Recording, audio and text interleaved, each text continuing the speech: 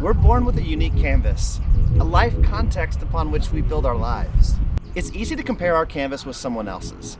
We see our limitations like where we grew up, what we experienced, where we lived, our resources or lack thereof. All of these can seem like setbacks to a life of purpose and meaning. But today we're learning how the limitations of your canvas might actually be an advantage in disguise.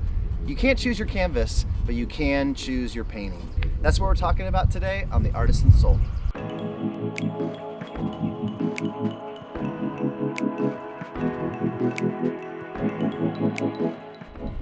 I don't know anyone who really likes limitations, but I'll tell you this, and it might seem backwards. Limits and boundaries allow us and help us to flourish and see the beauty all around us in this world.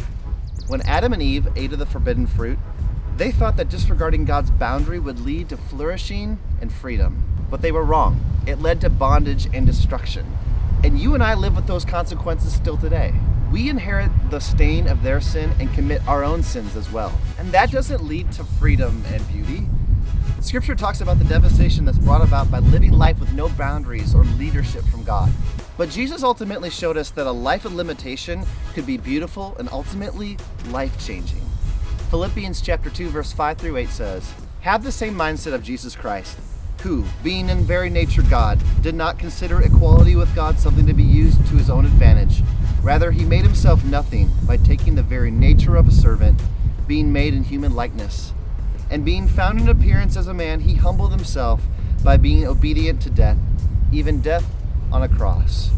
Jesus, fully God, chose to leave his throne in heaven to live limited, coming to this earth and taking on human form. He never became less God.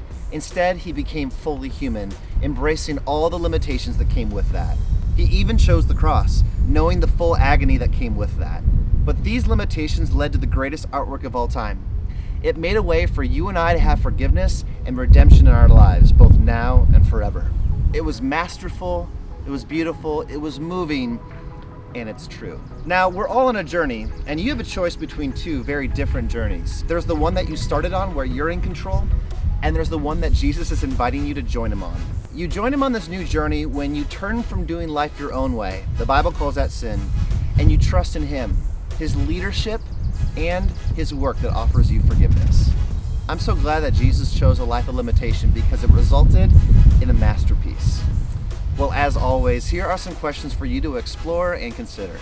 Number 1, what has been a limitation that has tended to frustrate you? Number 2, Pastor Craig Groeschel from Life Church said, "Limitation is the birthplace of innovation."